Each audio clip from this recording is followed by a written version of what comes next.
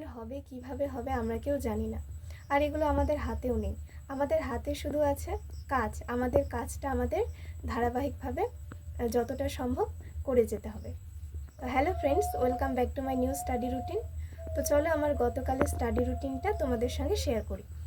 আমি প্রথমে প্রতিদিনের মতো সকালবেলা ব্ল্যাক বুক থেকে one word substitution, synonym, antonym, idioms এগুলো 1 ঘন্টা মতো পড়েছি।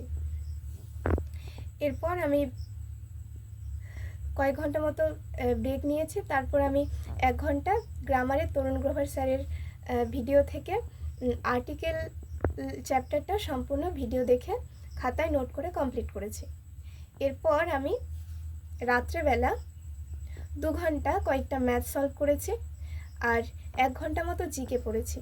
জিকে থেকে আমি পঞ্চায়েত রিলেটেড যে জিকেগুলো রয়েছে সেগুলোই পড়েছি, যে ব্রিটিশ আমলের পঞ্চায়েত ব্যবস্থা কেমন ছিল, এরপর হচ্ছে স্বাধীনতার পর 1947 থেকে 1977, এরপর 1977 থেকে 2011 যেটা হচ্ছে দ্বিতীয় প্রজন্ম বলা হচ্ছে, এই সময় কি কি পদক্ষেপ নেওয়া হয়েছিল, কীরকম মানে কি কি ব্যবস্থা, কয়টা স্তর ছিল, এগুলো সম্পর্কে আমি পঞ্চায়েতের যে কোশ্চেনগুলো ইম্পর্টেন্ট পঞ্চায়েত রিলেটেড সেগুলো আমি জিকে থেকে পড়েছি।